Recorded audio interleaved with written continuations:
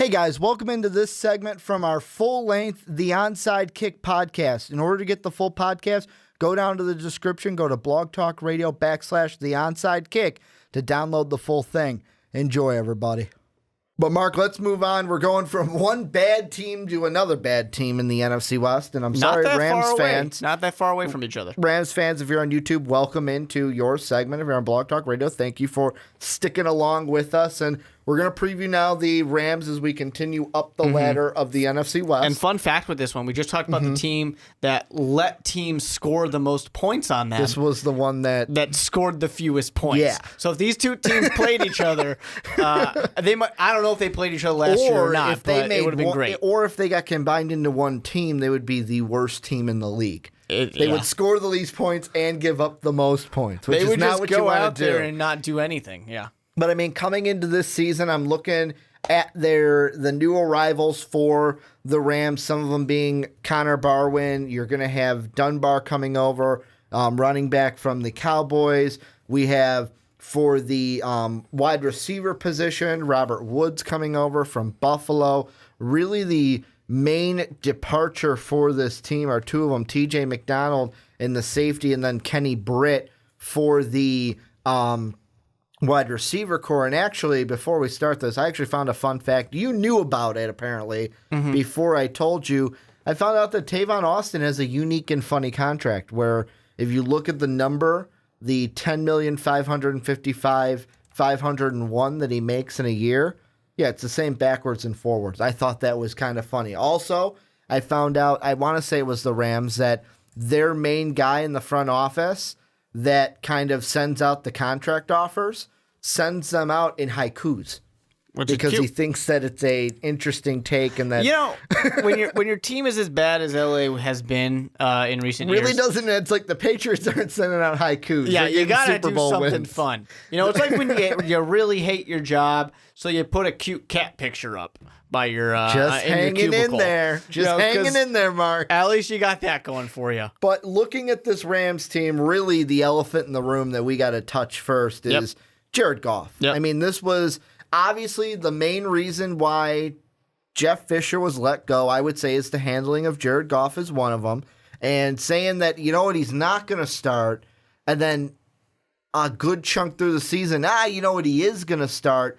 I think it was handled poorly. Either start him early and let him get that experience, or don't start him at all. You're the Rams. It wasn't like you were going to, and I'm sorry, I keep saying this to the teams that are near the bottom. When I say, like, oh, you're the Rams, you weren't going to win the Super Bowl, it's just me being honest. It's not me disparaging you and your team. And the thing was, you didn't have to say anything at all. The question gets asked, just do you. Is Jared Goff going to start? I don't know. We'll see how it goes. We'll see how training camp goes. We'll see how the preseason goes. We'll see how practice goes. Yeah. We're going to take it week by week. That's all you had to do. You didn't have to make commitments and stuff like that. Once you do that, you have to live through it. Because once you say, he's not going to start, you got to stick by that. Yeah. You have to stick by that, or else you look like a flip-flopper, and nobody likes a flip-flopper. But, I mean, this team, they've got, to me, like, you look at Tavon Austin, who's your number one, Pharaoh Cooper, who is a guy I was excited about. Now you're bringing in Robert Woods, so you're going to have Austin and Woods on the outside. You have Todd Gurley, who, to me, is a solid running back, and really, it's like this team has potential. This team has things on paper, but the one position they needed the most, they couldn't manage at all. And that was the quarterback position. It's so interesting to see the Rams because, and I'm sure people yelled at us already, but the Rams actually are a fairly decent team on paper. When you look at them on paper, Tavon Austin is an awesome weapon. Todd Gurley's an awesome weapon. Jared Goff was the number one quarterback taken in his draft. You have all these awesome pieces, and this defense has so many great additions, and a guy like Aaron Donald is a fucking awesome, just monster out there. You have all these awesome pieces, yet somehow you had the worst passing attack, the worst running game, and I know there's reasons for this. I know that the offensive line was fucking abysmal, and it's hard to run when you're getting hit in the backfield. I get all that stuff. I'm just saying, you have all these awesome pieces, and it turned into an absolutely terrible season. And I mean, on the offensive line, they even bring in John Sullivan, and they bring in Andrew Whitworth from Washington and Cincinnati. Sullivan, I know from experience playing with the Vikings in his career. But I mean, the thing that I'm most excited about for this Rams team isn't Sean McVay, who we've talked about before and in the past, but it's the defensive coordinator, Wade Phillips, coming over. This is a coach that has had success in this league and has gone to a Super Bowl as a defensive coordinator. So I expect this defense to kind of pick things up and carry this team this year. Like, and I hope any they do. record they get is going to be because, like, I can see this team maybe being like, man, that defense is really good. If only they had an offense. If only they had a quarterback. But that's because Jared Goff, I don't expect him to be amazing this year. Yeah. I just want to see improvement. I really don't think that, well, I mean, it's going to be easy to improve. Everyone wants to see improvement. It'll be easy to improve. He barely had an opportunity last year. The biggest problem for Jared Goff is going to be that he doesn't really have much in terms of weapons, even though I just gave praise to Tavon Austin. One guy's not enough, and Tavon Austin really needs some help on the other side. Is Robert Woods going to be able to step up? I doubt it. Possibly. I mean, I'm not going to hold my breath on it. But you don't really have these weapons to throw the ball to. Todd Gurley is great, but the offensive line, I don't know if it's going to necessarily be better. I don't know if he's going to suddenly not have people in his face the moment he touches the ball. Yeah. I don't know if any of that's going to be there. So I expect this defense to improve a lot under Wade Phillips, sure. And the defense obviously wasn't the worst part. The defense was the best part last year. But I just don't know if there's going to be really anything for Jared Goff to utilize to make strides this year. I mean, the offensive line kind of has to be better, right? Kind of. So Todd Gurley has to be able to perform better, right?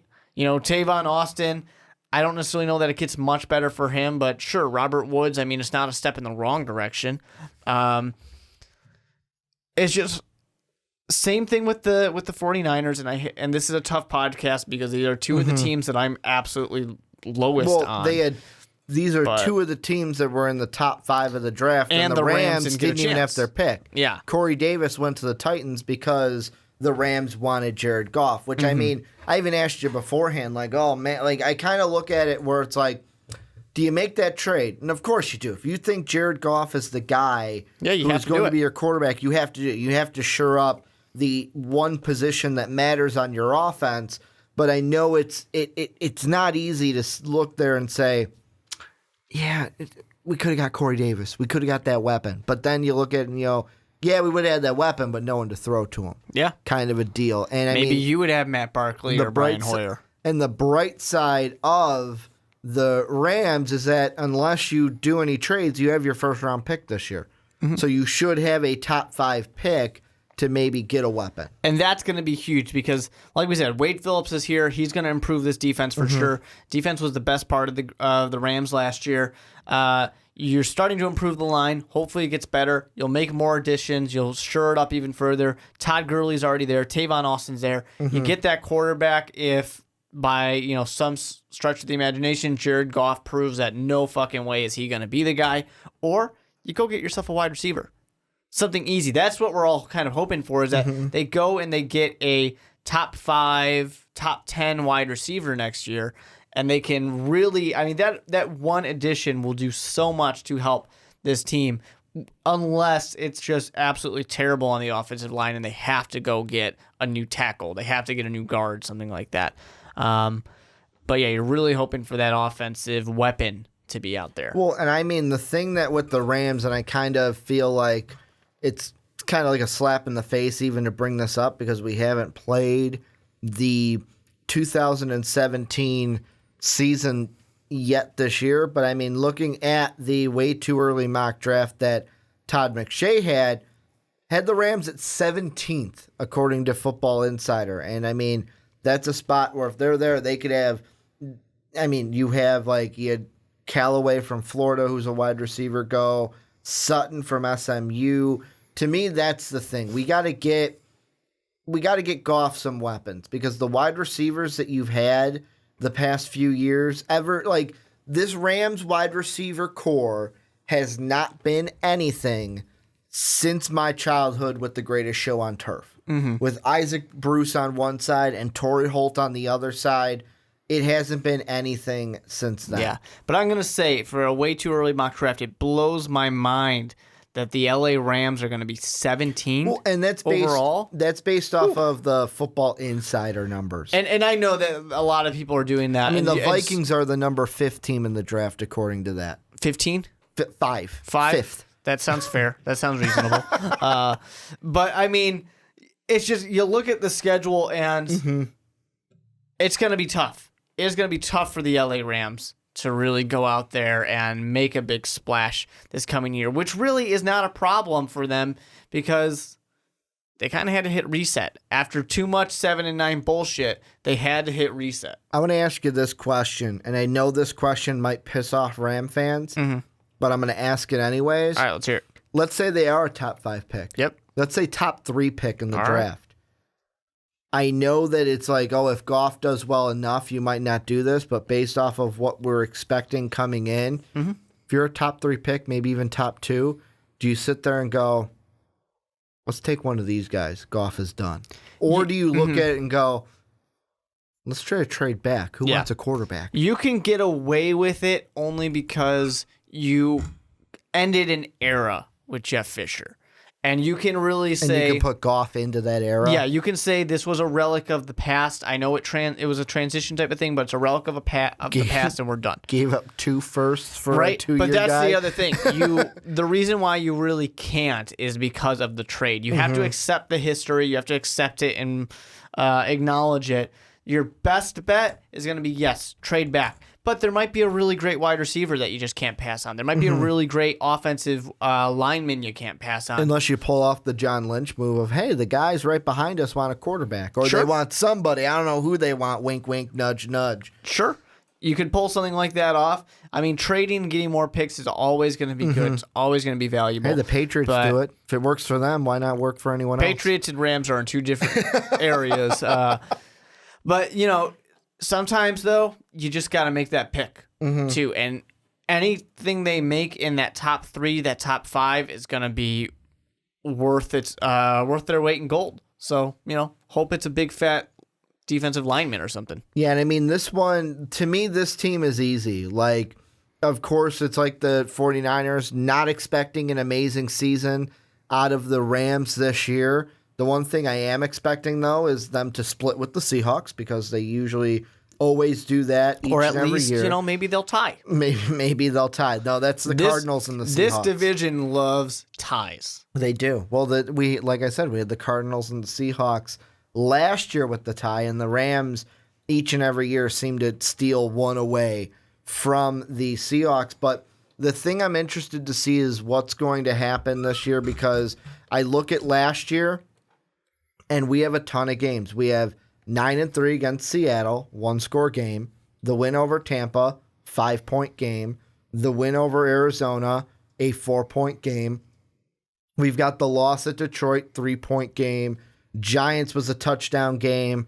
The Panthers was a 3-point game. Jets was a 3-point game. Miami was a 4-point game.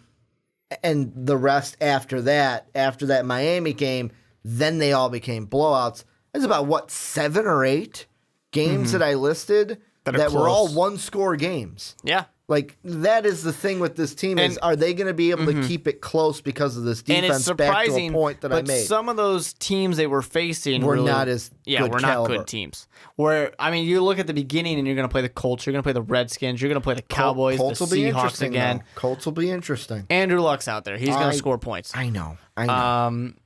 It's just, it's going to be tough. It's going to be tough to repeat that. To where I will say, because I said it, about the 49ers, Rams fans, don't be upset if your team is a 4-12 team again. Why be upset about that? You got some good draft pick. Yeah, get a good draft pick. Refresh because you didn't have an opportunity this past year. It's not necessarily something to be upset about. Yeah. So I wouldn't be upset. And is there anything with this team that you think we haven't touched on that we have to touch on? Or we have to touch on, not touched on.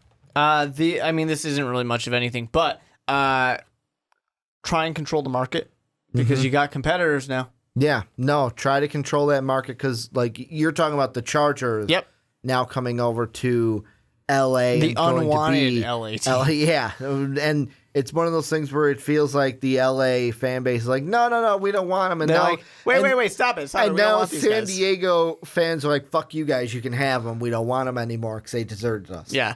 My favorite comment is we had the one Charger video, and someone goes, great video, had to dislike because they left San Diego. And I get it. And I'm like, I understand. Yeah. And I mean, Ram fans, this is where you guys let us know down below. Look out for our season predictions that'll be coming up in July. You know who's giving the predictions for this team, right, Mark?